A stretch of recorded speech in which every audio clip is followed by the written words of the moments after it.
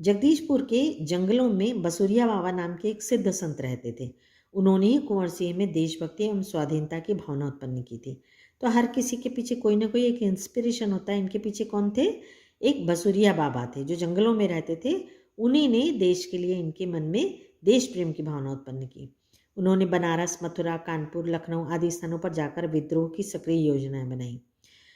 1845 से 1846 तक काफ़ी सक्रिय रहे और गुप्त ढंग से ब्रिटिश हुकूमत के खिलाफ विद्रोह की योजना बनाते रहे। तो पहले जब भी कोई योजना बनती थी, कोई भी आंदोलन या कोई भी स्टेप लिया जाता था, तो बहुत गुप्त होता था, मतलब कॉन्फिडेंशियल रहता था। यदि अंग्रेजों को पता लगता था तो इनको सीधा जेल में या फिर फांसी की सज़ा सुना दी जाती थी। इसलिए लोग क्या करते थे, सारी चीज़ें बड़े गुप्त तरीके से होती थी। उन्होंने बिहार के प्रसिद्ध सोनपुर मेले को अपनी गुप्त बैठकों की योजना के लिए चुना। सोनपुर के मेले को एशिया का सबसे बड़ा पशु मेला माना जाता है। यह मेला कार्तिक पूर्णिमा के अवसर पर लगता है। यह हाथियों के क्रय विक्रय के लिए भी विख्यात है। क्रय विक्रय मतलब खरीद बिक्री के लिए। तो पशु मेला मतलब यहाँ पर जानवर बिकने आते थे। तो यहाँ पर इन लोग अपनी गुप्त योजनाएं बनाते थे। इसी ऐतिहासिक मेले में उन दिनों स्वाधीनता के लिए लोग एकत्र होकर क्रांति के बारे में योजना बनाते थे। तो लोग मेले वेले में क्यों बनाते थे? मेला तो और भीड़ भाड़ वाली जगह होती है, लेकिन मेले में लोगों को, अंग्रेज़ों को, ये इनको इतनी भीड़ में इस तरह के लोगों को पकड़ना बड़ा मुश्किल होता था, इसलिए इन लोग ऐसे स्थान चुनते थे। 25 जुलाई 1857 को दानापुर की सैनिक टुकड़ी ने विद्रोह कर दिया और सैनिक सोन नदी पार कर आरा की ओर चल पड़े। कुंवर सिंह से उनका संपर्क पहले से ही था। इस मुक्त वाहिनी के सभी बागी सैनिकों ने कुंवर सिंह का जयघोष करते हुए आरा पहुंचकर जेल की सलाखें तोड़ दी और कैदियों को आज़ाद कर दिया। 27 जुलाई 1857 को कुंवर सिंह ने आरा पर विजय प्राप्त की। सिपाहियों ने इन्हें फौजी सलामी दी। यद्यपि कुंवर सिंह बूढ़े हो चले थे, परंतु वह बूढ़ा शूरवीर इस अवस्था में भी युद्ध के लिए तत्पर हो गया और आरा क्रांति का महत्वपूर्ण केंद्र बन गया। तो आरा में उन्होंने अंग्रेजों को मात दी और ये वृद्ध होते हुए भी क्या हुए, अंग्रेजों के खिलाफ आंदोलन में सक्रिय थे। दानापुर और आरा की इस लड़ाई की ज्वाला बिहार में सर्वत्र व्याप्त हो गई। तो जब दानापुर और आरा में अंग्रेजों को इन्होंने मात दी, मतलब हरा दिया, तो पूरे बिहार में क्या हो गया, बहुत एक जोश आ गया।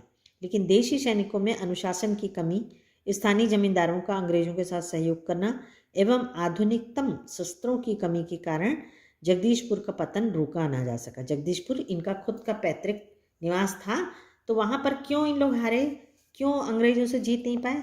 क्योंकि कुछ लोग ऐसे थे, जमींदार लोग, जो अंग्रेजों के साथ मिले थे, मतलब पैसे रुपए के लालच में ये अंग्रेजों के साथ हो जाते थे।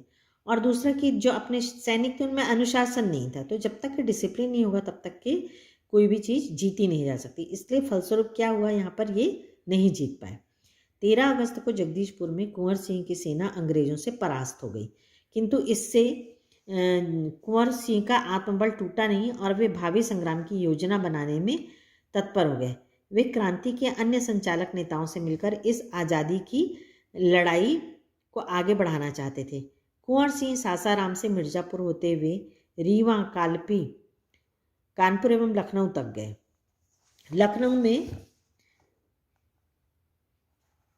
लखनऊ में शांति नहीं थी, इसलिए बाबू कुंवर सिंह ने आजमगढ़ की ओर प्रस्थान किया। उन्होंने आज़ादी की इस आग को बराबर जलाए रखा। उनकी वीरता की कीर्ति पूरे उत्तर भारत में फैल गई थी। कुंवर सिंह की इस विजय यात्रा से अंग्रेजों के होश उड़ गए।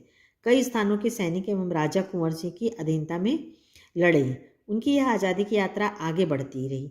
लोग शामिल होते गए और उनकी अगुवाई में लड़ते गए। अगुवाई मतलब उनकी लीडरशिप में। इस प्रकार ग्वालियर, जबलपुर के सैनिकों के सहयोग से सफल सैन्य रणनीति का प्रदर्शन करते हुए लखनऊ पहुंचे। तो खाली उत्तर प्रदेश नहीं, वो पूरे भारत में अपनी रणनीति बनाते हुए, लड़ाई करते हुए अंग्रेजों के खिलाफ चल रहे थे। और उनकी इस पराक्रम को देख के अंग्रेज भी क्या हो गए थे, आश्चर्यचकित हो गए थे।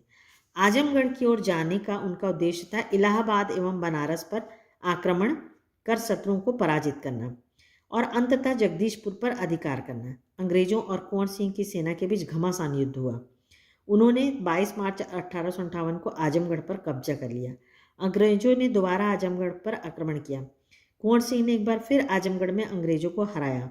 इस प्रकार अंग्रेजी सेना को परास्त कर वीर कुंवर सिंह 23 अप्रैल 1858 को स्वाधीनता की विजय पताका फहराते हुए जगदीशपुर पहुंच गया।